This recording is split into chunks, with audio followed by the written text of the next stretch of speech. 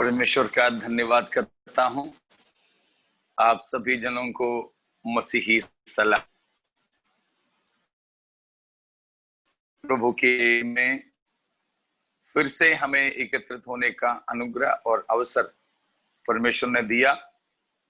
यहाँ आज सुबह से लेकर ही बिजली का, इसलिए वाईफाई का समस्या चल रहा है, इसलिए मैंने प्रभु के दास को मैसेज दिया था कि अगर ऐसे कुछ हो तो इंतजाम कर लें। तो प्रभु के दास कुछ आपको सिखा रहे थे, तो मैं चाहूंगा कि वही कंटिन्यू करे तो मैं भी सुन लूं। नहीं बहुत जी, वो बाद में होगा। हम सब आपके क्लास के लिए इंतजार में हैं, तो प्लीज। ठीक है। तो शायद हम कल से नहीं हो पाएंगे, पक्का नहीं किया कैसे जाएंगे। अगर कल नहीं जाएंगे तो कल भी रहूंगा, परसों से नहीं होगा तो मैं पासा जी को खबर दूंगा।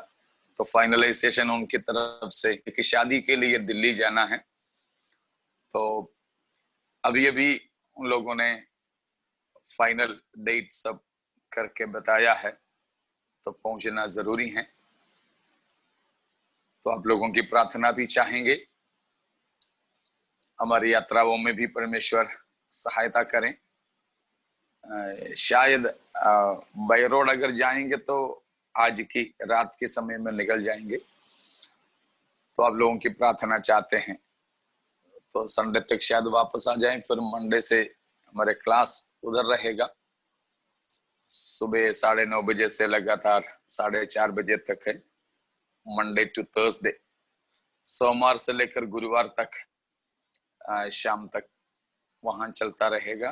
अगर ऐसा है तो फिर 22 तारीख को ही अपना फिर मुलाकात होगा। तो जो भी है प्रभु के दास को मैं खबर दूंगा।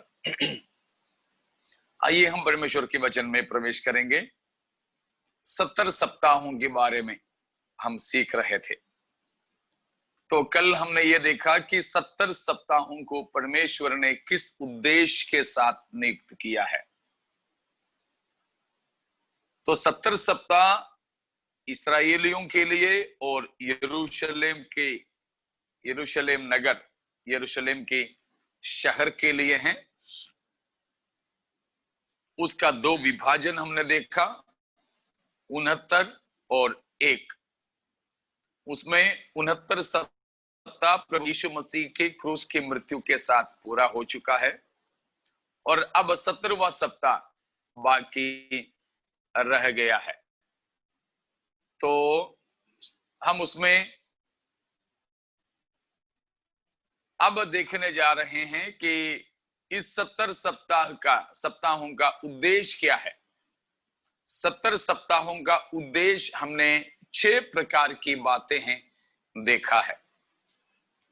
तो वो 6 बातें हम 24वां पद से कल देखे थे, आप लोगों ने लिख लिए होंगे। तो आज उनमें से एक एक बात को देखते हैं। पहली बात, पहला उद्देश्य याद होंगे आपको, टू फिनिश द ट्रांसग्रेशन, अपराध का बंद होना, है ना। अपराध का बंद होना वही है ना हिंदी में, ठीक है, अपराध का बंद होना। तो ये किसका अपराध का बंद होना है और वो कैसे हैं। हमेशा इन बातों को हम रखते हैं तो स्मरण करिएगा कि ये परमेश्वर खास तौर पर किन के लिए रखा है। तेरे लोगों और पवित्र नगर के लिए। एक बार और 24वां वचन को पढ़िएगा। तेरे लोगों और तेरे पवित्र नगर के लिए 70 सप्ताह ठहराए गए हैं कि उनके अंत तक अपराध का होना बंद हो और पापों का अंत और अधर्म का प्रायश्चित किया जाए और युग युग की धार्मिकता प्रकट हो और दर्शन की बात पर और भविष्यवाणी पर छाप दी जाए और परम पवित्र का अभिषेक किया जाए। तो तेरे लोगों और तेरे पवित्र नगर के लिए, वो हमने देख ही लिया है। दानियल के लोग, वो है तेरे दानियल के लिए बताया है। तो दानियल के लोग हैं इस्राएली यहूदी। दानियल के पवित्र नगर है यरूशलेम नगर। तो ये 6 बातें इस्राएल और यरूशलेम के सिलसिले में पूरा होना है, ना ही सारे संसार के लिए। ठीक है, सारे संसार के लिए नहीं है, यरूशलेम के लिए ये 6 बातें पूरी होनी है, इस्राएल के लिए ये 6 बातें पूरा होना है। तो यहां पर इस्राएल का अपराध का बंद होना।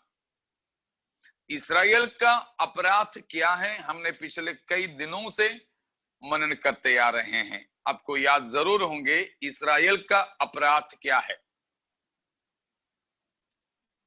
यीशु मसीह का इंकार करना। एक बार और हम पढ़ेंगे यूहन्ना पहला अध्याय 10 और 11। यूहन्ना 1 का 10। वह जगत में था और जगत उसके द्वारा उत्पन्न हुआ और जगत ने उसे नहीं पहचाना। वह अपने घर आया और उसके अपनों ने उसे ग्रहण नहीं किया।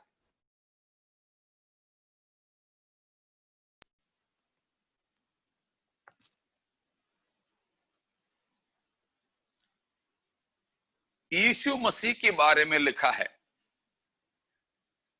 सृष्टि संसार यीशु मसीह के द्वारा बनाया गया है, लेकिन वो जगत में अपनी सृष्टि किया गया, जगत में आया तो जगत ने यीशु मसीह को पहचाना नहीं, सृष्टिकर्ता को नहीं पहचाना। 11वां पद में यीशु मसीह अपने घर आया, अर्थात इस्राएल में, इस्राएल अपना घर कहलाया है, लेकिन इस्राएलियों ने उन्हें अपना नहीं किया, अपनों ने उसे ग्रहण नहीं किया। तो देखो इस्राएलियों का पाप, अपराध, तो ये 6 बातें होना इस्राएल के सिलसिले में है। तो इस्राएल का अपराध हमने देखा, यीशु मसीह को उन लोगों ने अंगीकार नहीं किया, ग्रहण नहीं किया, यीशु मसीह का उनने इंकार कर दिया, यीशु मसीह को उन लोगों ने त्यागा, नहीं स्वीकारे। वो उनका पाप है, वो उनका पाप है। इसीलिए उनका अपराध का बंद होने का मतलब क्या होता है? जबकि इस्राएल का अपराध मसीह को ग्रहण नहीं करना है, तो उनका अपराध का बंद होना, उसका मतलब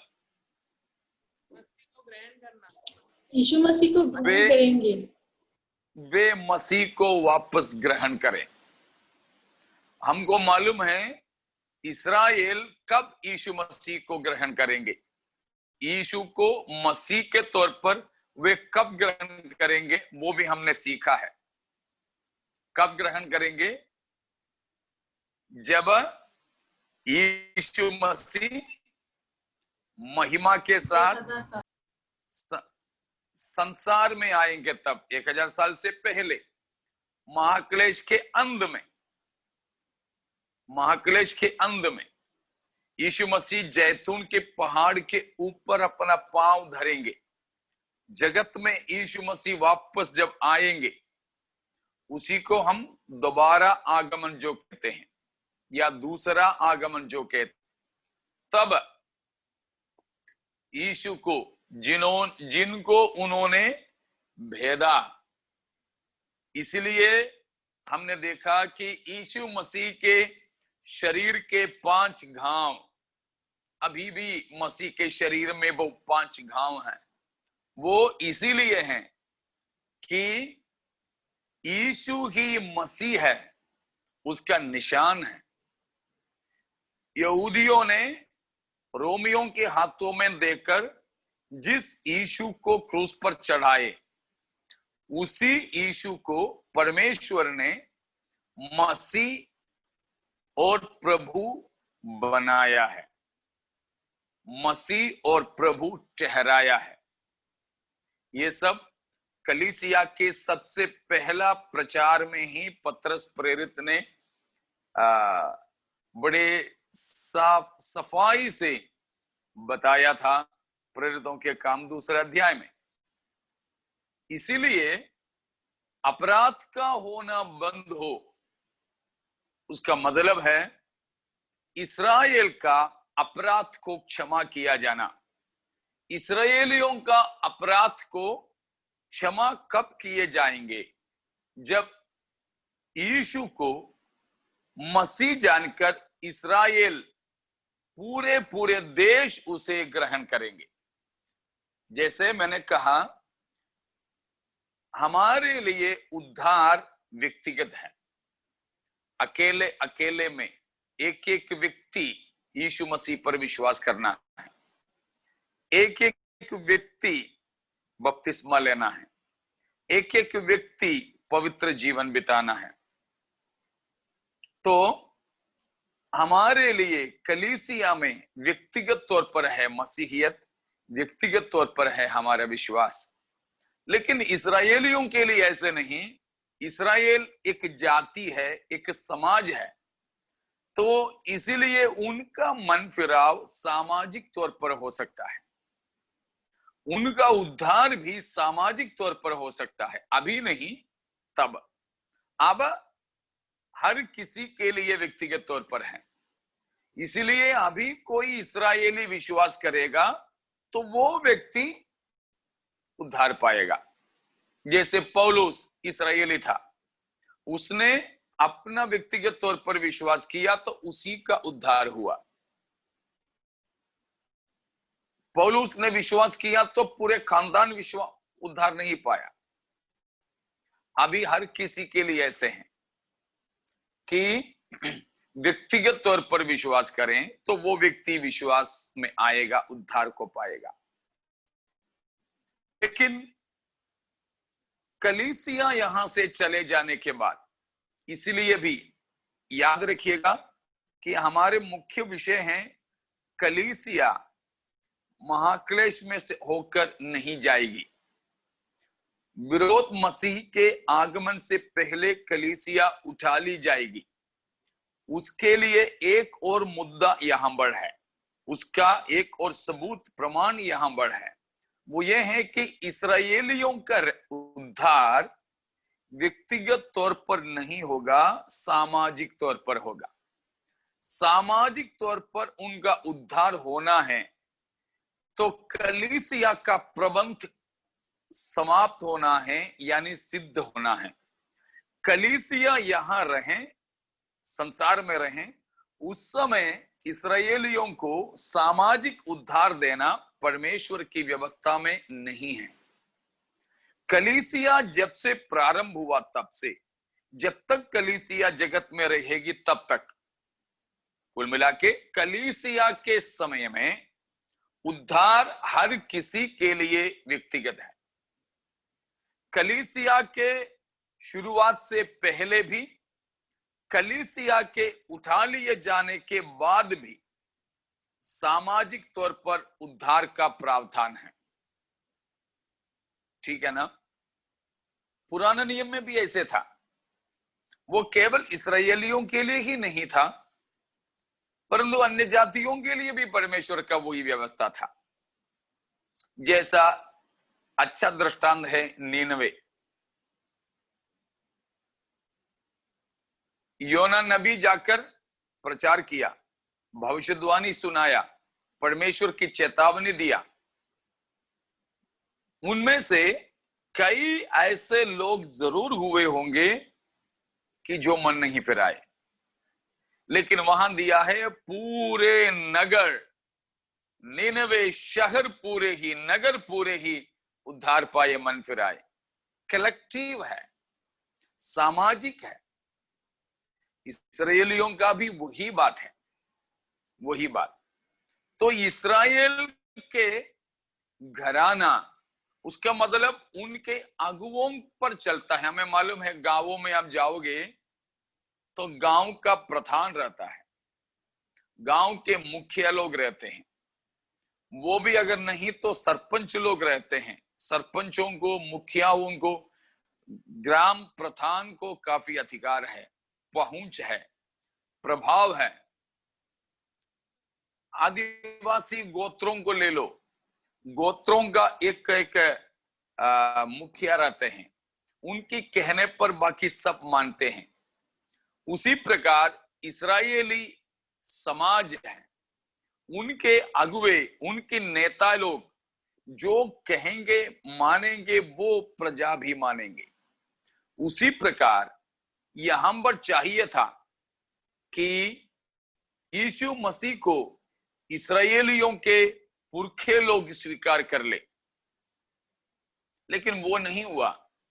लेकिन अब मसीह यीशु महिमा के साथ में आएंगे, पवित्र लोगों के साथ आएंगे, तब जाकर इस्राएली देखेंगे, अरे यही तो है मसीह, यही तो है हमको खतरों से बचाने वाला।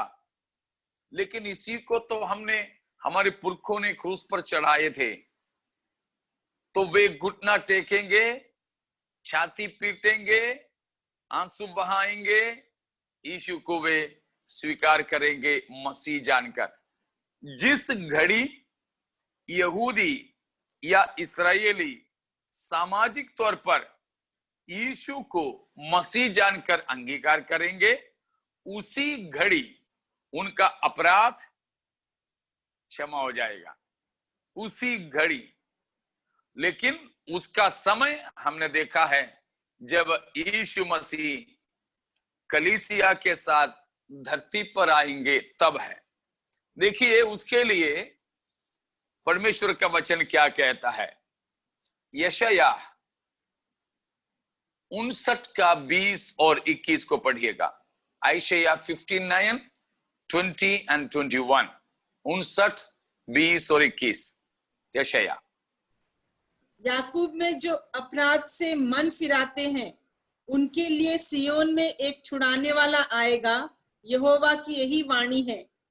यहोवा यह कहता है, जो वाचा मैंने उनसे बांधी है वह यह है कि मेरा आत्मा तुझ पर ठहरा है, और अपने वचन जो मैंने तेरे मुंह में डाले हैं, अब से लेकर सर्वदा तक वे तेरे मुंह से और तेरे पुत्रों और पोतों के मुंह से भी कभी ना हटेंगे। तो 20वां पद में हमने देखा इस्राएल का अपराध, वे उनमें से मन फिराएंगे। याकूब के लोग अपने अपराध से मन फिराएंगे। उनके लिए सियोन में एक छुड़ाने वाला आएगा। 27 का 9 भी पढ़िएगा, 27 वर्स 9।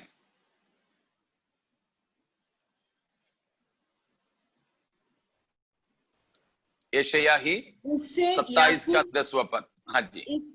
इससे याकूब के अधर्म का प्रायश्चित किया जाएगा, और उसके पाप के दूर होने का प्रतिफल यह होगा कि वे वेदी के सब पत्थरों को चूना बनाने के पत्थरों के समान चकनाचूर करेंगे, और अशेरा और सूर्य की प्रतिमाएं फिर खड़ी न रहेंगी, क्योंकि गढ़ वाला नगर निर्जन हुआ है। वह छोड़ी हुई बस्ती के समान निर्जन और जंगल हो गया है। वहां बछड़े चरेंगे और वहीं बैठेंगे, और पेड़ों की डालियों की फुनगी को खा लेंगे।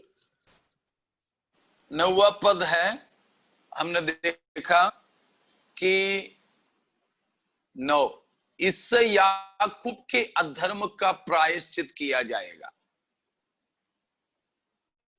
बताया है कि the iniquity of Jacob be purged।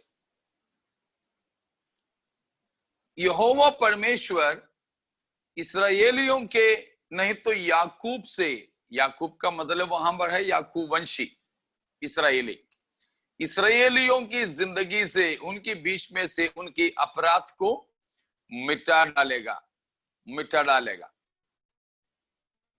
और उनके पाप दूर होने का प्रतिफल, मतलब उनका अधर्म का प्रायश्चित होगा और उनका पाप को दूर करेगा। तो उस प्रकार की बात वहां पर बताया है। तो इस प्रकार परमेश्वर इस्राएलियों के अपराध को बंद करेंगे। वे उसके बाद कभी भी मसीह से दूर नहीं रहेंगे। उसके साथ में आप लिख सकते हैं जकरिया 12:10। जकरिया 12:10 उधर भी जो प्रकाशित वाक्य 1:7 पद में ये 10वां पद उठा करके लिखा है। जकरिया 12:10 उठाकर यूहन्ना ने प्रकाशित वाक्य 1:7 में लिखा है। वो जो बताते हैं कि जिन्हें उन्होंने भेदा था और जिन लोगों ने यीशु को भेदे थे, वे लोग भी यीशु मसीह को देखेंगे और वे छाती पीटेंगे। तो ये सब उस समय में उसी के बारे में पौलुस प्रेरित भी बताता है रोमियो की पत्री 11वां अध्याय में। रोमियो 11 अध्याय उसके 26 और 27वां पद में लिखा है। वो भी पढ़ लीजिएगा, 26 और 27। और इस रीति से सारा इज़राइल उद्धार पाएगा, जैसा लिखा है, छुड़ाने वाला। सारा इसराइल के एक दो लोग नहीं, सामाजिक तौर पर सारा इसराइल उद्धार पाएगा। क्योंकि वो भविष्यवाणी जो लिखा है, पढ़िएगा, वो जो अभी हमने यशायाह में पढ़े थे, वही भविष्यवाणी यहाँ पर पौलुस उठा करके लिखा है। पढ़िए। छुड़ाने वाला सियोन से आएगा और अभक्ति को याकूब से दूर करेगा, और उनके साथ मेरी यही वाचा होगी, जबकि मैं उनके पापों को दूर कर दूंगा। देखा, उनके अभक्ति को और उनके पाप को परमेश्वर दूर करेंगे बोला है। तो ये कब होगा? जब प्रभु यीशु मसीह वापस आएंगे तब। उसी बात पौलुस यह हम पर बता रहा है। ये पूरा 11वां अध्याय उसी के बारे में है। उसके 15वां पद भी पढ़िएगा कि यहां पर हमने देखा है कि परमेश्वर, 27वां पद में हमने देखा 26-27 में कि परमेश्वर इस्राएलियों में से नहीं तो इस्राएलियों की अभक्ति को दूर करेंगे और उनकी पाप को दूर करेंगे, मिटा डालेंगे।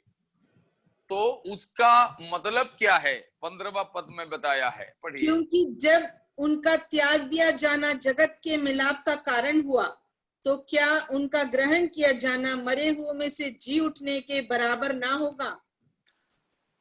पहले भी हम लोग इसके मनन कर चुके हैं।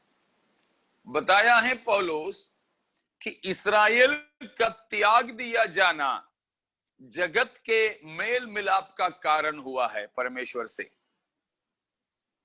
इसलिए पौलुस एक दार्शनिक के तौर पर यहां बताता है कि इस्राएलियों को वापस परमेश्वर ग्रहण करना, मतलब इस्राएलियों के अपराध को मिटाना, मतलब परमेश्वर इस्राएलियों की अभक्ति को दूर करना और उनके पाप को उनसे अलग करना। मतलब क्या हो गया? मरे हुओं के जी उठना है। मरे हुओं के जी उठना कब होगा? हमें मालूम है, प्रभु के आगमन के समय में। तो मसीह के दोबारा आगमन के साथ ही ये जो 70 सप्ताहों का उद्देश्य का पहला हिस्सा पूरा होगा। प्रभु यीशु मसीह कलीसिया को ले जाने के 7 साल बाद संसार में अपना पांव धरेंगे। उस समय में इस्राएली पूरे सामाजिक तौर पर यीशु को ग्रहण करेंगे मसीह जानकर। अपने अपराध के लिए माफी चाहेंगे, उस समय में परमेश्वर इस्राएलियों की अपराध को मिटाएंगे, तब ही ये बात पूरा होगा। अभी तक पहली बात पूरा नहीं हुआ तो उसका मतलब है कि 70 सप्ताह अभी तक पूरा नहीं हुआ। ठीक है, समझ में आ रहा है ना? कोई शंका है तो पूछिएगा। कुछ है समझ में नहीं आया? कोई शक नहीं, ठीक है, कुछ है तो पूछिएगा। अभी तक कोई सवाल नहीं आया तो मैं आगे बढ़ना चाहूंगा। दूसरी बात, दूसरा उद्देश्य क्या है 70 सप्ताह होगा? वापस हम चलेंगे 9:24 में, दानियल, वहां लिखा है पाप का अंत होना। अंत करना ना, अंत करना कि अंत होना? To make an end of sin. पापों का अंत और अधर्म का प्रायश्चित किया जाए। पापों का अंत होना, पापों का अंत। सो पाप का अंत होना, to finish the transgression, to make an end of sins. English में आगे पीछे दिया है to make an end of sin, Hindi में पापों का अंत होना। तो पापों का अंत कब होंगे समझ लीजिएगा। यह भी किसके सिलसिले में है? इस्राएलियों का, इस्राएलियों का। तेरे लोग और तेरे पवित्र नगर, हमेशा उस बात हमारे अंदर गूंजते रहें। ये 6 बातें पूरा इस्राएल के सिलसिले में ही हैं, हमारे कलीसिया जगत यूनानी दुनिया के संबंध में नहीं है। तो पापों का अंत होना, वो भी हमने अभी पढ़े हुए वचनों से देखा है कि दोबारा उनको पाप करने का मौका ही नहीं दिया जाना है। दोबारा इस्राएलियों को पाप करने का अवसर ही नहीं होगा। साथ ही साथ उसमें एक बात और है, ये अपराध ये पाप किसकी वजह से होता है? पाप का कारण कौन है या क्या है? पाप का कारण है शैतान। पाप का कारण शैतान है। यह है ईश्वर मनुष्यों को जब बनाया,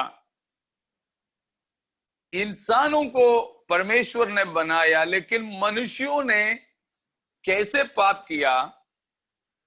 अपने अंदर से नहीं हुआ, परंतु एक बाहरी शक्ति की वजह से मनुष्यों ने पाप किया। वो बाहरी शक्ति है शैतान। तो हमेशा पाप करने के लिए उकसाने वाला शैतान है। इसीलिए याकूब प्रेरित ने कहा है कि जब कभी भी हम में से कोई परीक्षा में पढ़े तो ये मत बोलना कि परमेश्वर के द्वारा मैं परीक्षा में पढ़ा हूं, क्योंकि परमेश्वर की परीक्षा बुराइयों से नहीं हो सकता है। इसलिए परमेश्वर किसी को भी बुराई से परीक्षा नहीं देता। याकूब का पत्री 1 अध्याय 12वां पद को पढ़िएगा। याकूब, जेम्स 1 धन्य है वह verse 12। मनुष्य जो परीक्षा में स्थिर रहता है, क्योंकि वह खरा निकलकर जीवन का वह मुकुट पाएगा जिसकी प्रतिज्ञा प्रभु ने अपने प्रेम करने वालों से की है। ठीक है, परीक्षा में जीतने वाला धन्य है, उसे जीवन का मुकुट मिलेगा। 13वां पद को देखिए। जब किसी की परीक्षा हो तो वह यह ना कहे कि मेरी परीक्षा परमेश्वर की ओर से होती है, क्योंकि ना तो बुरी बातों से परमेश्वर की परीक्षा हो सकती है और ना वह किसी की परीक्षा आप करता है। जब पाप करने का परीक्षा अंदर ही अंदर से होता है तो मत बोलना कि परमेश्वर ने आपको परीक्षा में डाला है। परमेश्वर किसी को परीक्षा में नहीं डालता। परीक्षा हमेशा बुरी वस्तुओं से होती है। परीक्षा का लक्ष्य पाप करना करवाना होता है। तो पाप करना करवाना उस मकसद से परमेश्वर किसी की भी परीक्षा नहीं लेता। परमेश्वर किसी की भी परीक्षा नहीं लेता, क्योंकि परमेश्वर की भी बुरा परीक्षा बुरे वस्तुओं से नहीं हो सकता। पाप से परमेश्वर की परीक्षा नहीं हो सकता और परमेश्वर भी किसी को पाप का परीक्षा नहीं लेता। टीवी में कोई गंदी बातें आप देखने का मौका मिलता है तो आप परमेश्वर से गुस्सा मत करना, परमेश्वर आप ही ने तो मेरे सामने वो चीज लेके आया ना। पाप करने का मौका परमेश्वर की तरफ से नहीं है। जब कभी भी पाप और अशुद्धता के लिए हमें मौका मिलते तो समझ लीजिएगा वो किसकी ओर से हैं? शैतान की ओर से हैं। हमेशा पाप करवाना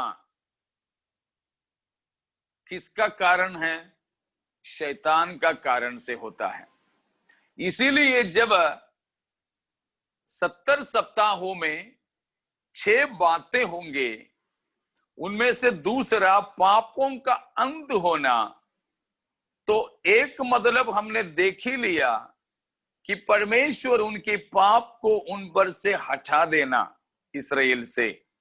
दूसरी बात, उनसे पाप करवाने वाला शैतान को बांधना, शैतान को नष्ट करना।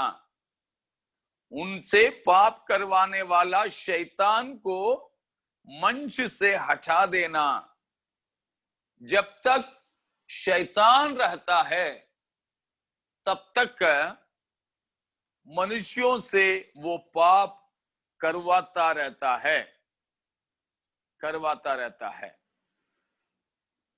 तो पाप करवाना शैतान का काम है। पाप का अंत होना अब तक का उनके पापों को उन पर से हटा देना भी, और पाप करवाने वाला शैतान को सामने से हटा देना भी। तो शैतान को बांधना और शैतान को हटाना ये भी कब होने वाली बात है? यीशु मसीह के दोबारा आगमन के बाद प्रभु यीशु मसीह के सहस्राब्द राज्य की शुरुआत के समय में शैतान को बांध लेगा। 1000 साल के लिए अथाह कुंड में उसे डाल देंगे। तो पापों का अंत होना, क्या ये पूरा हुआ है? ये पूरा हुआ है? नहीं हुआ है। कब पूरा होंगे ये? मसीह के दोबारा आगमन में पूरा होगा। जब तक ये पूरे की पूरे 6 बातें सिद्ध ना हो तब तक हम ये समझ सकेंगे कि 70 सप्ताह इसलिए पूरा नहीं हुए, नहीं हुए। ठीक है, इतने में कोई शक किसी को नहीं? तो एक शक मुझे के संदेश में मिला है। फिर इब्रानियों 12 का 6 और 7 में लिखा हुआ बात क्या है? पढ़ लीजिए उसको। इब्रानियों 12 का 6 और 7। क्योंकि प्रभु जिससे प्रेम करता है उसकी ताड़ना भी करता है, और जिसे पुत्र बना लेता है उसको कोड़े भी लगाता है। तुम दुख को ताड़ना समझकर सह लो, परमेश्वर तुम्हें पुत्र जानकर तुम्हारे साथ बर्ताव करता है। वह कौन सा पुत्र है जिसकी ताड़ना पिता नहीं करता? तो यहाँ वर्षक क्या है? याकूब की पत्री 1:13 में से अभी हमने पढ़े थे। 13 में क्या पढ़ा? परीक्षा की बात। यहां किसकी बात हो रही है? ताड़ना की बात। दोनों दो है, अलग अलग अलग अलग है। परीक्षा, परीक्षा पाप करवाने के लिए है, उकसाने के लिए है। परीक्षा का स्रोत शैतान है और परीक्षा पापों से होता है। ठीक है, परीक्षा पापों से होता है, शैतान की तरफ से है। स्रोत इब्लीस है, वो हमारी बुराई के लिए है, हमको परमेश्वर से अलग करने के लिए है। लेकिन ताड़ना, ताड़ना परमेश्वर की ओर से है, पिता का प्रेम में होकर है, हमारे भलाई के लिए है। हम परमेश्वर के पवित्रताई को प्राप्त करने के लिए हैं। ठीक है, जैसे परसों मैंने क्रिस्टी को डांटा था। क्यों? क्रिस्टी की जगह पे और कोई होता तो मैं नहीं बोलता, मैं सीधे सीधे निकल ही जाता, एग्जिट हो जाता, चुप रहता। लेकिन उनको क्यों डांटा? मुझे डांटने का अधिकार और प्रेम है, इसलिए वो प्रेम में होकर के किया, प्रेम में होकर के किया। वो है ताड़ना, वो है ताड़ना। पापा बच्चों को मारते हैं, मम्मी बच्चों को मारती है, वो ताड़ना है, वो प्रेम में होकर है। लेकिन बच्चे, कुछ लोग तो बिल्कुल नफरत करते हैं, गुस्सा करते हैं, तब बोलते हैं ठीक है तू अब मुझे पापा मत बुलाना, ठीक है तू अभी मुझे पापा मत मानना, गुस्से में होकर के बोलते हैं। ठीक है, और ये भी कहते हैं मेरे अनुशासन में तू नहीं रह सकता है तो तू मेरा बेटा नहीं है। अगर तू मुझे पापा बुलाता तो मेरे डिसिप्लिन में तुम रहो, तो तू मेरा बेटा है, बेटी है। तो हमारे बीच में उस माता पिता का, नहीं तो बच्चे और माता पिता की रिश्ता है, तो जरूर उसके बीच में क्या होगा? अनुशासन होगा। ताड़ना केवल डिसिप्लिनरी एक्शंस है, ठीक है, अनुशासन का कार्य है, पिता का प्रेम में होकर है, पिता पुत्र की रिश्ते में है। यदि उस प्रकार का एक ताड़ना या रिश्ता नहीं है, 8वां पद भी पढ़ लो। मुझसे पूछने वाले केवल 7 तक बंद कर दिया था, 8 भी देख लो।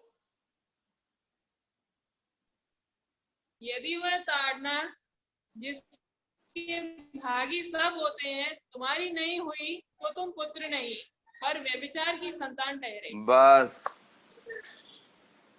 जो व्यभिचार के संतान हैं, इलिजिटिमेट चिल्ड्रन हैं, अवैध पुत्र है, तो उनका कोई ताड़ना नहीं होते, उनका कोई अनुशासन नहीं होते।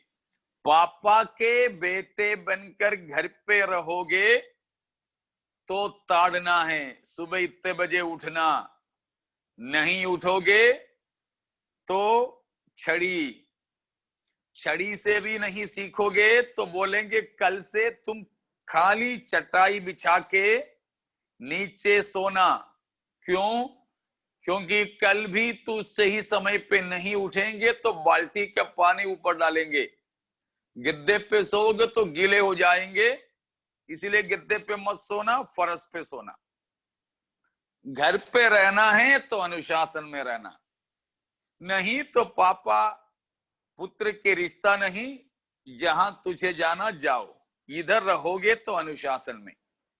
स्कूल में भी उसी प्रकार टीचर लोग स्टूडेंट्स को दंड देते हैं, माता पिता भी आते हैं तो बोलते हैं ये तो स्कूल है, केवल तुम्हारी पैसा लेने के लिए हम नहीं बैठे, तुम्हारे बच्चों को अनुशासन भी सिखाना के लिए है। उन अनुशासनों से गुजरना नहीं पसंद है, तुम्हारे बच्चों को निकाल के तुम कहीं पर भी जाओ दूसरे स्कूल में, कोई परवाह नहीं। लेकिन स्कूल के बाउंड्री के बाहर दूसरे कोई बच्चे कुछ ऊधम करें, कुछ शैतानी करें, कुछ गलत करें तो टीचर उनको पकड़ के नहीं मारेंगे, क्योंकि उन पर अधिकार नहीं। जो अपने नहीं हैं उनको पिता डांटते नहीं, ताड़ना नहीं देते। तो ताड़ना जैसे जैसे हमें मिलते वैसे वैसे समझ लेना कि पिता हमको पुत्र मानते हैं, पुत्र जानते हैं, पिता पुत्र की रिश्ता अभी भी कायम है और वो प्रेम में अभी भी बंधे हैं। उद्देश्य क्या है ताड़ने का? 10वां पद, 10वां पद।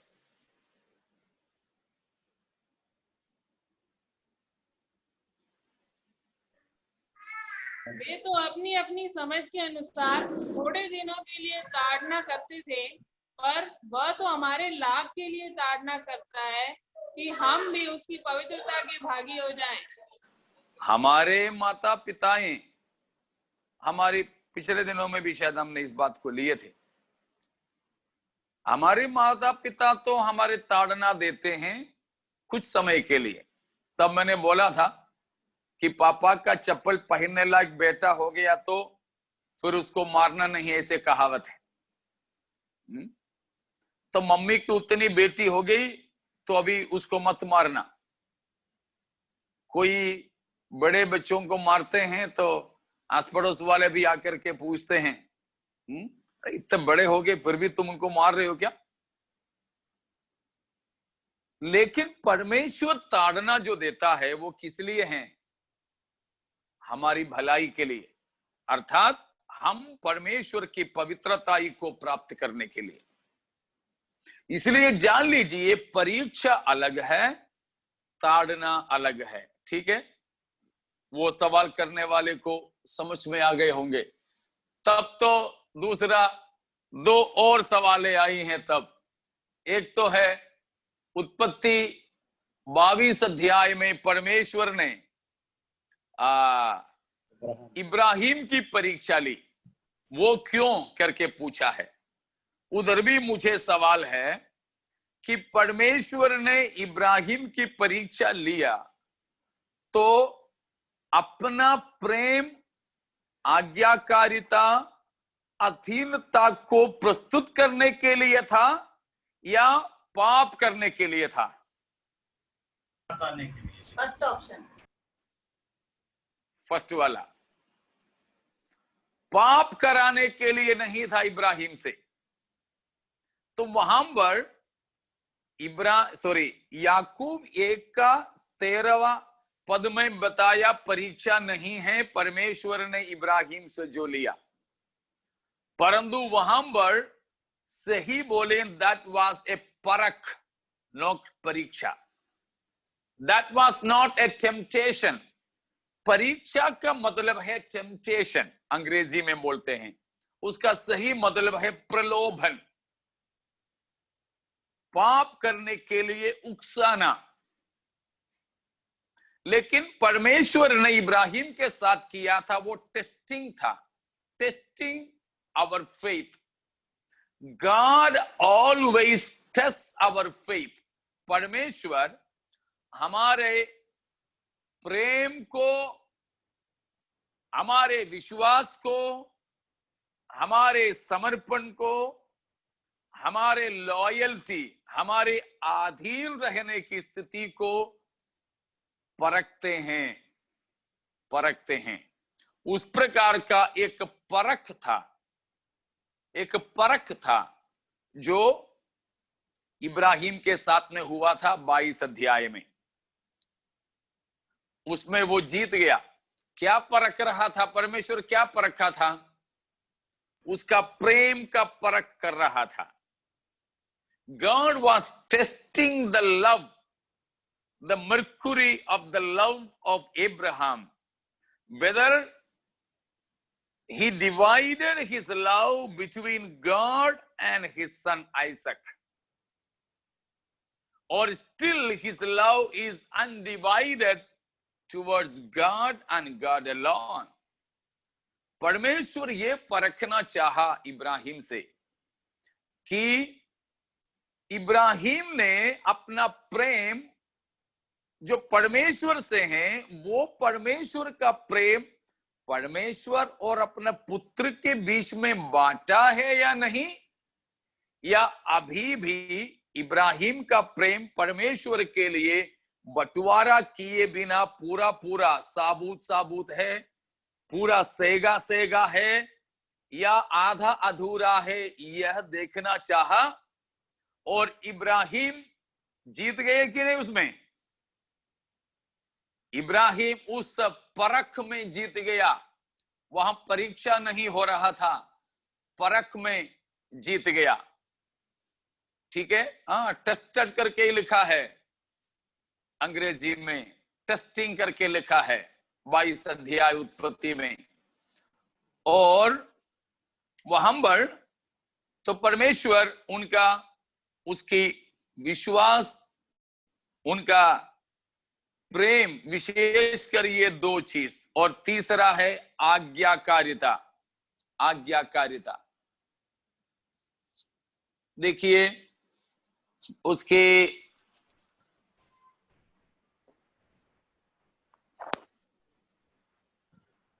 22 अध्याय में हम चलेंगे, उसका 12वां पद को पढ़िएगा। उसने कहा, उस लड़के पर हाथ मत बढ़ा और ना उससे कुछ कर, क्योंकि तूने जो मुझसे अपने पुत्र वरन अपने एकलौते पुत्र को भी नहीं रख छोड़ा, इससे मैं अब जान गया कि तू परमेश्वर का भय मानता है। तो देखो, उसकी भय मानना मतलब इधर का है भक्ति। ओके, और दूसरी बात है कि परमेश्वर के आज्ञाकारिता, परमेश्वर ने जो बोला वो किया। Abraham proved his obedience to God. He proved his bhakti, godliness, integrity to God. परमेश्वर से अपना भय यानी भक्ति को उसने साबित किया।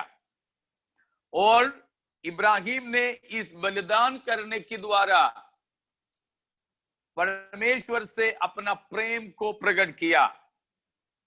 देखा, भक्ति को, आज्ञाकारिता को, प्रेम को साबित कर दिया।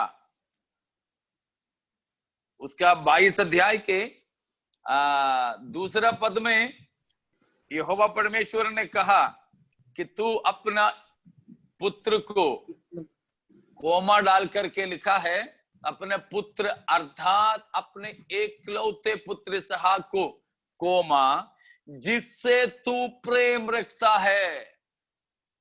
हाँ, परमेश्वर का बात यह था, मुझे लगता है इब्राहिम शायद अब तक जैसे तूने मुझसे प्रेम किया वैसे तू अभी नहीं करता है। प्रेम हमारे बीच में तू बंटवारा कर रहा है। लेकिन इब्राहिम ने साबित कर दिया, नो गॉड, मैं इसहाक से प्रेम तो करता ही करता हूं। मैं पापा हूं, बुजुर्गी में हुआ बेटा है, तो मैं उससे प्रेम तो करूंगा, लेकिन उससे भी ज्यादा प्रेम मैं आपसे करता हूं। उसने वो प्रमाणित कर दिया। उसके लिए उसकी परख हुआ था। अब साथ ही साथ में चलिए पत्रस की पत्रिका में,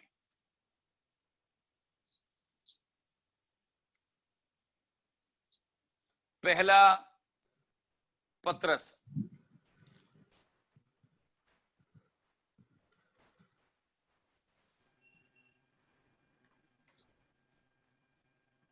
उसमें तो पूरा ही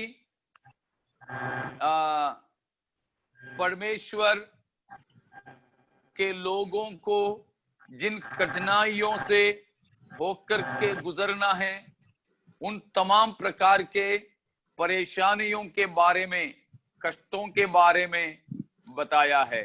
फिलहाल हम पढ़ेंगे उसके 6 और 7वां पद, पहला पत्रस पहला अध्याय का 6 और 7।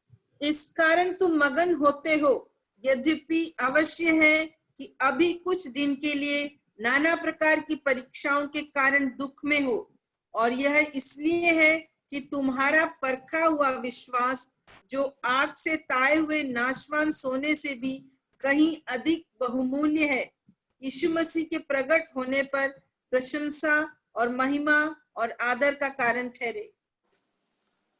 तो उधर भी क्या बताया है? हमारे विश्वास का परख, विश्वास की परखना। तो ये सब परीक्षा नहीं है, परमेश्वर की ओर से है, और वो परख है, घिस करके देखना कितना तक है। सच कहें तो परमेश्वर को घिस के देखने की जरूरत नहीं है, वैसे ही परमेश्वर को मालूम है। लेकिन हम खुद को तो मालूम होना चाहिए हमारे हालात क्या है, और लोगों के सामने भी हमें परमेश्वर नमूना पेश करना चाहेंगे। इसीलिए प्रभु ऐसे करते हैं, नहीं तो हमारे परख लिए बिना परमेश्वर को मालूम है। ठीक है ना? समझ में आ रहा है आपको?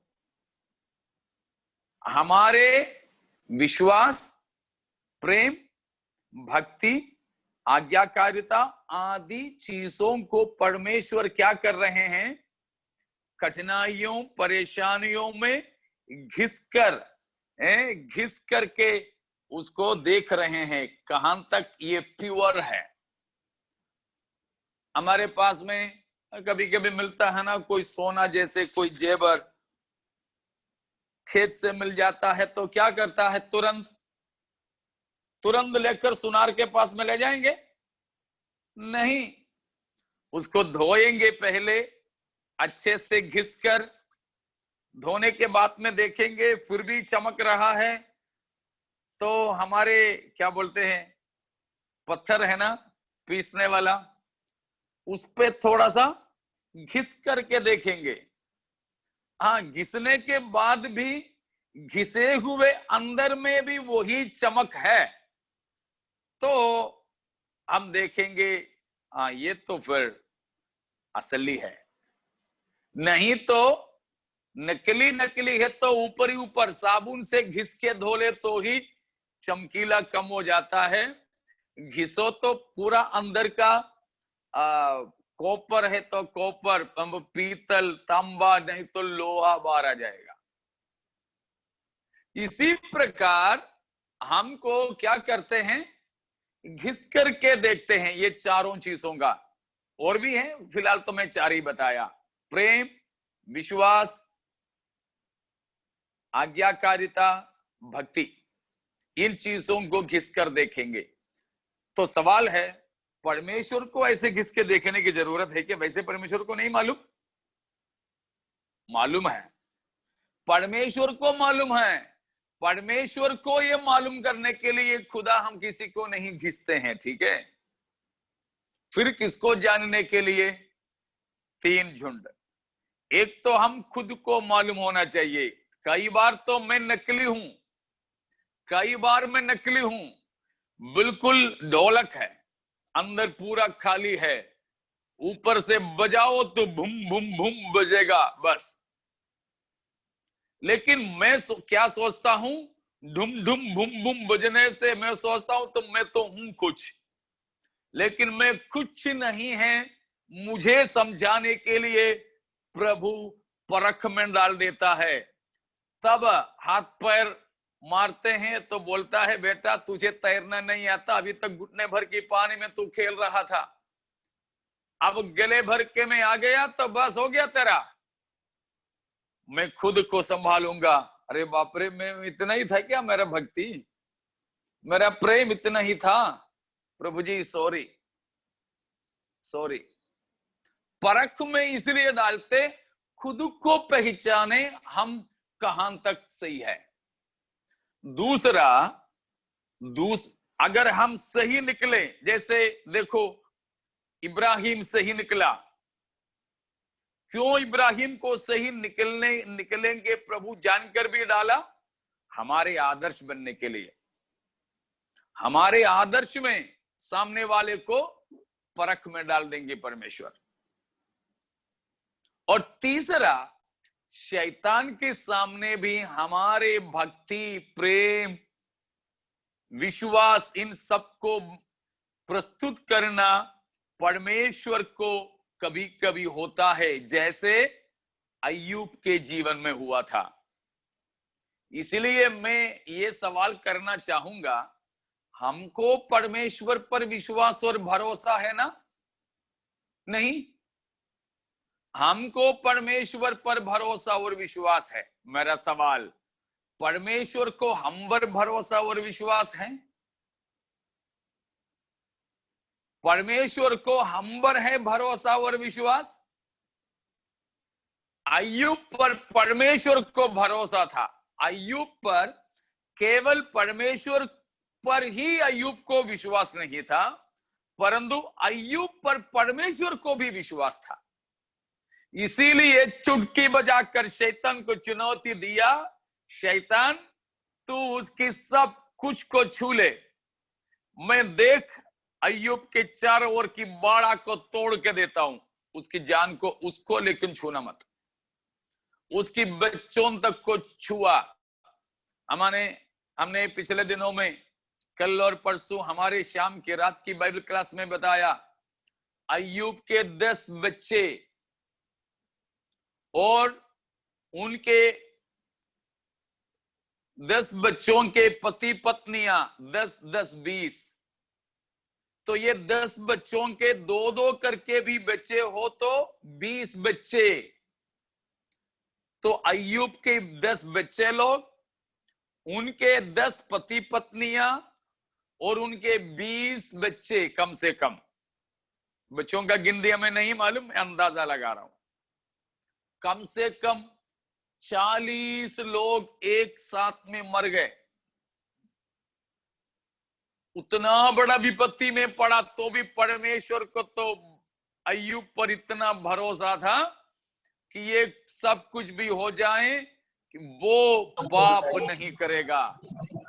प्यारों, शैतान के सामने हमारे भक्ति को, विश्वास को, शैतान के सामने हमारा ईश्वरीय प्रेम को, आज्ञाकारिता को परमेश्वर कई बार साबित करने के लिए हमें विश्वास की परख में डाल देता है। तो इस प्रकार 3, खुद को अपनी नालायकता समझाने, औरों को आदर्श बनाने, शैतान को चुनौती देने, परमेश्वर हमको कई बार परख में डाल देते हैं। उन किसी भी समयों में हम अपने परमेश्वर को हराना नहीं। फिर से बताता हूं, हम अपने परमेश्वर को कभी परखों में हराना नहीं। हमारे हार परमेश्वर का हार, हमारे हार शैतान का जीत, हमारे जीत परमेश्वर का जीत, हमारा जीत शैतान का हार।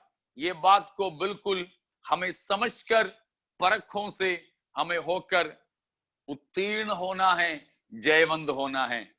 ठीक है, वो शायद आपको वो भी समझ में आ गया होगा। एक और सवाल उसमें ये है कि 1 कुरिन्थियों 10:13 का मतलब क्या है? वो हम पर बताया है, या हिंदी में उसको पढ़िएगा। तुम किसी ऐसी परीक्षा में नहीं पड़े जो मनुष्य के सहने से बाहर है, परमेश्वर सच्चा है और वह तुम्हें सामर्थ्य से बाहर परीक्षा में ना पड़ने देगा, वरन परीक्षा के साथ निकास भी करेगा कि तुम सह सको। यहां पर परीक्षा के तौर पर ही टेम्पटेशन करके ही लिखा है, परीक्षा का ही मतलब लीजिए। यहां मुझे बताइए कि यहां परीक्षा में परमेश्वर डाल रहा है या परीक्षा हमको परीक्षा में डालने के लिए परमेश्वर अनुमति दे रहा है?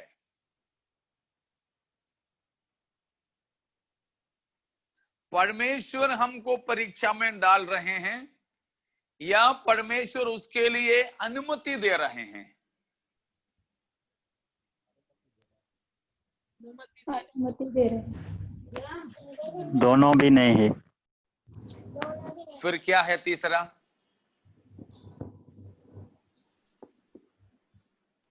किसी कारणवश हम परीक्षा में पड़े तो प्रभु हमें उससे बाहर निकालने में सक्षम है। हाँ, यहां पर एक और बार उस वचन को पढ़िए। तुम किसी ऐसी परीक्षा में नहीं पड़े जो मनुष्य के सहने से बाहर है, परमेश्वर सच्चा है और वह तुम्हें सामर्थ्य से बाहर परीक्षा में ना पड़ने देगा, वरन परीक्षा के साथ निकास भी करेगा कि तुम सह सको। God is faithful who will not suffer. Who will not suffer मतलब who will not permit.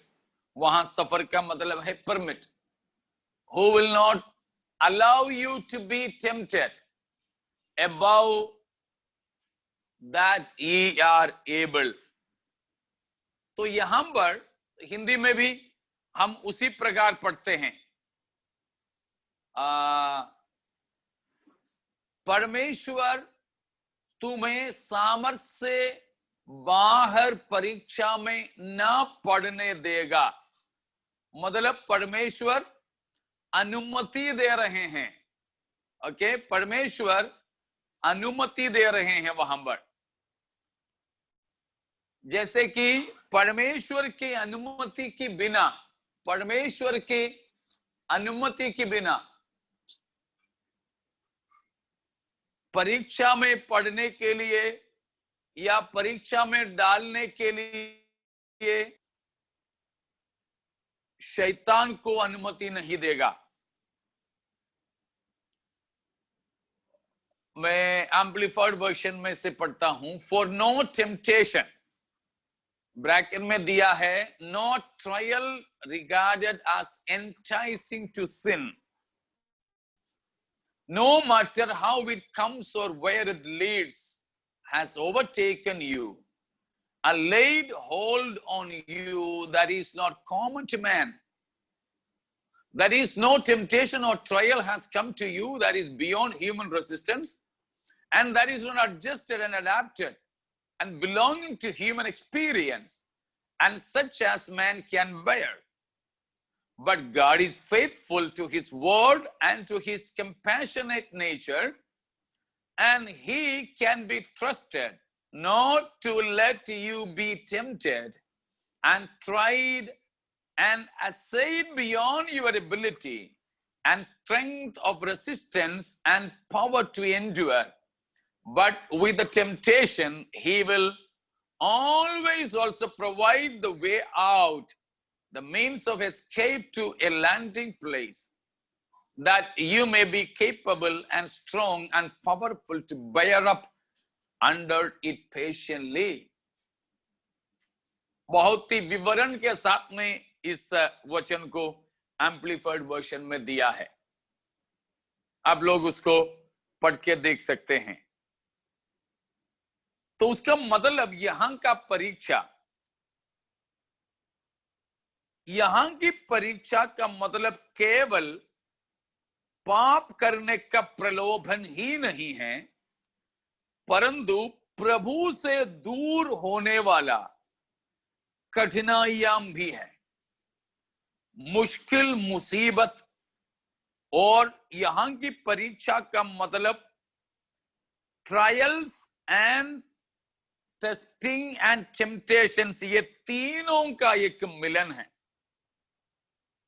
परख, परीक्षा, प्रलोभन, इन सब चीजें मिलाकर यहां बताया गया है।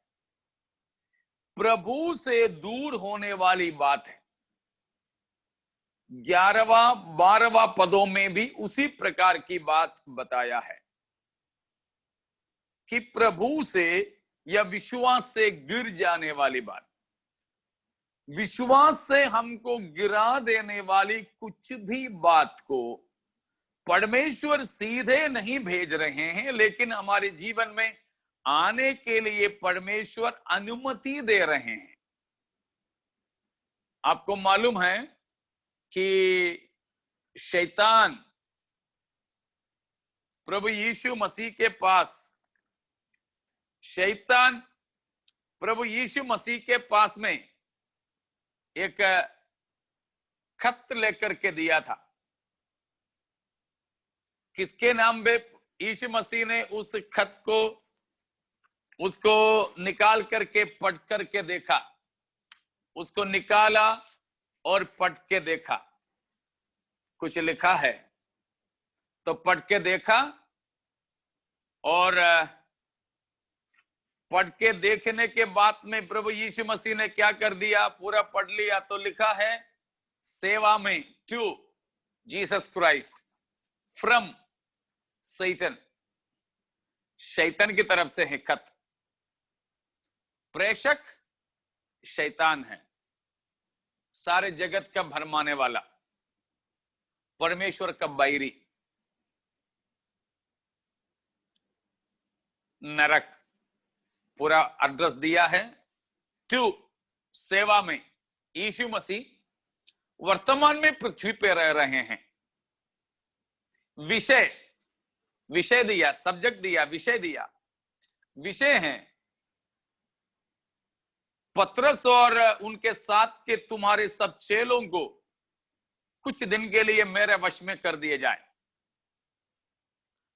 और उसमें फिर दिया है इन लोगों को गेहूं की नहीं जरा पटकने के लिए ये तुम्हारे 12 चेलों को बारी बारी में मेरे हाथ में सौंप दिए जाए। जो जो लोग पटकने के बाद बचेगा उनको वापस कर दिए जाएंगे, बाकी लोगों को बस उड़ा दिए जाएंगे।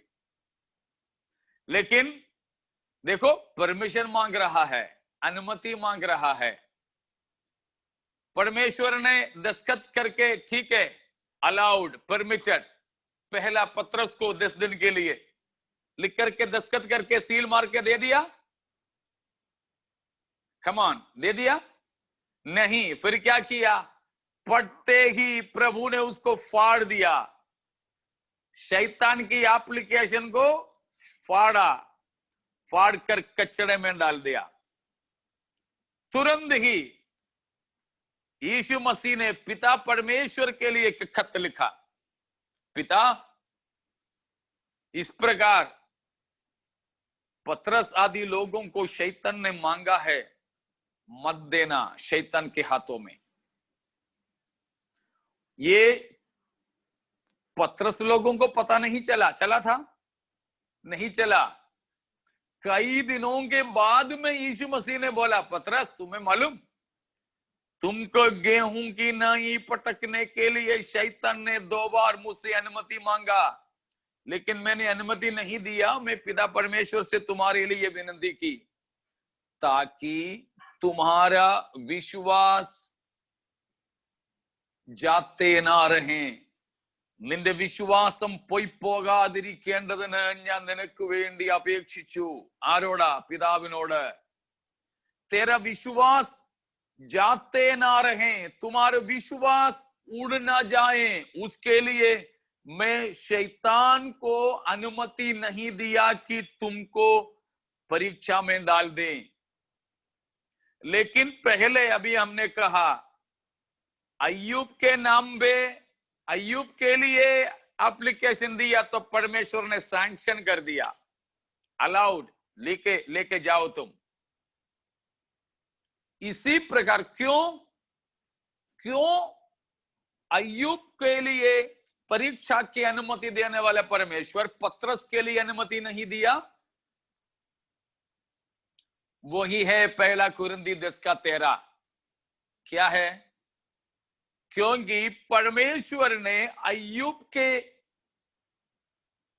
उस भक्ति और समर्पण की क्षमता को जाना, पत्रस का भी जाना। यहां पर क्या बताया है कि परमेश्वर विश्वास योग्य है, परमेश्वर अपने स्वभाव से विश्वास योग्य है, परमेश्वर हमसे अपनी वायदों में विश्वास योग्य है, परमेश्वर हमसे अपने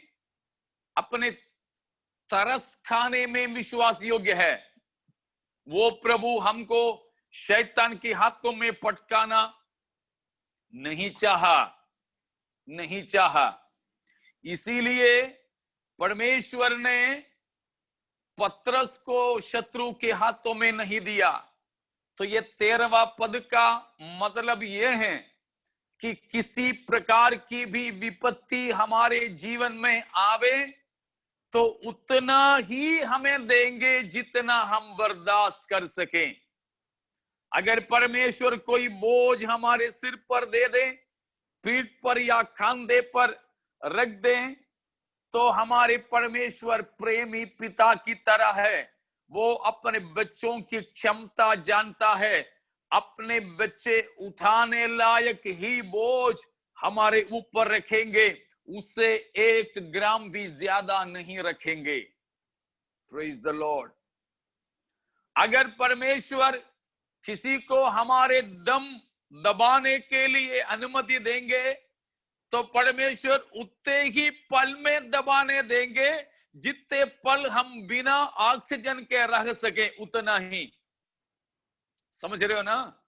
बिना सांस लिए जितने मिनट हम रह सके, केवल उतने ही मिनट हमारे दम घुटने के लिए परमेश्वर अनुमति नहीं देंगे। उससे 1 पल भी ज्यादा दम घुटने के लिए परमेश्वर अनुमति नहीं देगा। शैतान भी हमारे साथ में कुछ करने के लिए अनुमति दे दे तो परमेश्वर हमारी क्षमता को जानकर ही शैतान को अनुमति देगा। प्यारो, आप अगर उद्धार पाया हुआ एक संत है, आपके जीवन में शैतान यूं ही नहीं आ सकेगा। शायद हमारे बीच में था, कल या परसों कुछ पढ़े थे, मुझे लगता नहीं, हमारे शाम की मीटिंग में है कि संयम के बिना मनुष्य बिना शहरपनाह का, बिना दीवाल का शहर जैसा है करके हमने नीति वचन 25 की 28 में से परसों देखे थे। उसका मतलब बिना दीवाल का शहर का मतलब क्या हो गया? जो भी आना जाना चाहे, जो भी कुछ भी करना चाहे, वैसा जगह। तब मैंने पूछा था, जैसे हम रेलवे स्टेशन में जाते हैं उसी प्रकार एयरपोर्ट में, हवाई अड्डे में जा पाएंगे क्या? कई बार तो हम लोग लड़के लोग भी घूमते फिरते बोलते हैं, अरे रेलवे स्टेशन में प्लेटफॉर्म पे तो बेंच पड़े हैं, जाओ अपन उधर जाके बैठेंगे, चले जाएंगे। अरे रास्ता तो बहुत है, कितने सारे कुत्ते, जानवर, गाय, बैल रेल पटरी में भी घूमते हैं, कोई रोक टोक नहीं। लेकिन आप उद्धार पाया है, मसीह को ग्रहण किया है, तो बिना पनाह के, बिना दीवाल के नगर जैसे नहीं है मेरे और आपकी जिंदगी। अगर हम मसीह के हैं तो हमको परमेश्वर ने दीवाल के अंदर, पनाहों के अंदर सुरक्षित रखा है। इसके अंदर अगर आना है तो दरवाजे पर परमेश्वर ने ठहराया चौकीदार का अनुमति के बिना नहीं अंदर आ सकेंगे। और हमको छूने के लिए हमारे स्वामी प्रभु की अनुमति के बिना शैतान से संभव नहीं है। समझ लीजिएगा, अगर बीमारी हो, तकलीफ हो, तंगी हो, मुसीबत हो, विरोध हो, शैतान हो, पाप हो, कुछ भी हमें छूना है, परमेश्वर की अनुमति के बिना नहीं हो सकता है। इसीलिए ऐसे ये सारी बातें हमारे लिए अनुमति मांगकर प्रभु के पास में पहुंचे। पहला कुरिन्थी 10:13 बताता है कि परमेश्वर उन्हीं चीजों को ही अनुमति देंगे जो हमारे बर्दाश्त के अंदर ही अंदर है। उसकी बाहर की परीक्षा हमारी जिंदगी में परमेश्वर कहीं से अनुमति नहीं देंगे। एक बात और बोलकर मैं समाप्त करता हूं, समय आज और ज्यादा हो गया। आपने देखा है मकान बनाते हुए, कोई मिस्त्री को आपने ऐसे देखा, किसी मेसन मिस्त्री को ऐसे देखा, सुबह से लेकर के ईटा से दीवार बनाते बनाते चारों ओर दीवार बनाते गए। मिस्त्री अंदर था और जो हेल्पर बाहर था। बाहर से सीमेंट देता रहा, ईटा देता रहा, और ये मिस्त्री अंदर से करता गया। करते करते करते सीढ़ी बना करके पूरा छत के ऊंचाई तक दीवार बना दिया। शाम के समय में काम खत्म हुआ, घर जाने को देखा तो मिस्त्री तो चारों दीवार के अंदर ही अंदर है। उसको पता ही नहीं चला कि पूरा बंद हो गया, अब कैसे बाहर जाएं। ऐसे किसी मिस्त्री को देखा आपने? नहीं, ऐसे कोई मिस्त्री नहीं है। फिर दीवार के ईंटे रखने से पहले दरवाजे की चौखट लगाते हैं मिस्त्री, ताकि दीवार चारों ओर बन जावे, छत भी डल जावे तो भी मिस्त्री को बाहर जाना, अंदर आने का दरवाजा हो। वही बात यहां पर बताया, दीवार बनता है पहले या निकास बनता है पहले? What is made first, whether wall or the door? Door, निकास, दरवाजा बनता है पहले। वही बात है 13वां पद में प्रभु ने बोला कि परीक्षा के साथ में परमेश्वर निकास भी तैयार करेगा। प्यारों, हमेशा याद रखें 13वां पद के आधार पर कि बिना दरवाजे का एक भी दीवार नहीं है, बिना निकास का एक भी परीक्षा परमेश्वर अनुमति नहीं देगा, बिना निकास का, बिना छुटकारे का किसी भी कठिनाइयों में प्रभु हमें पड़ने नहीं देगा। वो परमेश्वर विश्वास योग्य है। वो है ये 13वां पद का अर्थ कि कितने भी बड़े, चाहे शैतान की तरफ से, संसार की तरफ से, हमारे शरीर की तरफ से, कहीं से भी जो कोई भी परीक्षा, मुसीबतें, मुश्किलें हो जाएं, प्यारों, उतना बड़ा नहीं है जो हम उठा नहीं पाओगे। उतने ऐसा बंधन में नहीं कि हम निकल नहीं पाओगे। परमेश्वर पहले ही दीवार बनाने से पहले ही दरवाजा बना दिया है। इसीलिए हमको निकलने की रास्ता तैयार करने के बाद ही प्रभु हमारे लिए दीवार बनाता है। चाबी बनाए बिना कोई ताला नहीं बनता है, दरवाजा बनाए बिना कोई दीवार नहीं बनता है।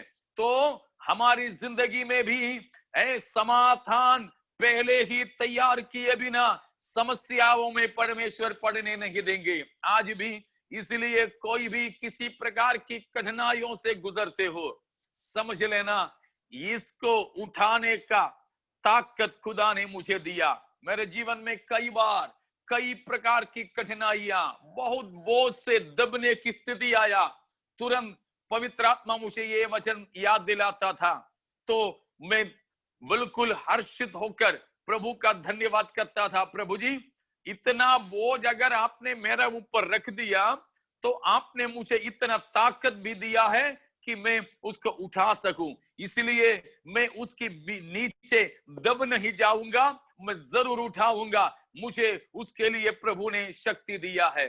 तो ये है 13वां पद का मतलब, शायद आपको समझ में आ गया होगा। Praise God. और भी अगर शक है तो बात में पूछिएगा, मुझे कोई तकलीफ नहीं, आपका मैंने ज्यादा समय ले लिया। तो आप यहां मैं समाप्त करना चाहूंगा कि 6 बातें जो 70 सप्ताहों के अंदर होना है, उसमें से 2 बातें हमने देखा, दोनों ही पूरा नहीं हुआ है अभी तक, वो होने के लिए बाकी हैं। इसीलिए आइए हम अपने जिंदगी को परमेश्वर के हाथों में समर्पित करना है, तो हम अपने आप को देते हुए परमेश्वर के वचन के अनुसार प्रभु की उपस्थिति में रहने के लिए सौंप दें। बाकी भाग प्रभु चाहे तो अगले दिनों में हम मनन करेंगे। तब तक के लिए विदा लेना चाहूंगा। इन वचनों के द्वारा परमेश्वर हमें आशीष देवे।